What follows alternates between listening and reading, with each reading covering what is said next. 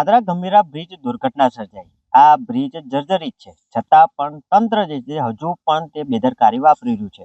મારી પાછળ આપ જોઈ રહ્યા છો કે જે રીતે આ ટેન્કર જે છે તે છેલ્લા દુર્ઘટના બાદ 15 દિવસથી સતત લટકી રહ્યું છે, જેને કહી શકાય કે ખસેડવાની તસ્તી જે છે તે તંત્ર હજુ લઈ શક્યું નથી, કારણ કે તેઓએ આ કયા પ્રકારે આ ટેન્કરને ઉપર લેવું તે જ કદાચ સૂઝબૂછ નથી। હાઈટેક કહી શકાય કે ટેકનોલોજીની વાત કરવામાં આવે તો, પરંતુ ક્યાંક ને ક્યાંક તંત્ર જે છે તે ગંભીર બેદરકારી જે છે તે હજુ પણ લઈ રહ્યું છે। આ બ્રિજ છેલ્લા 8 વર્ષથી જર્જરિત છે। આ બ્રિજ ઉપરની જો વાત કરવામાં આવે તો હજુ પણ કેટલોક ભાગ જે છે તે નમી પડેલો છે। આપ જોઈ રહ્યા છો કે જે ટેન્કર જે લટક્યું છે તે ભાગ પણ તૂટેલી હાલતમાં જોવા મળ્યું છે।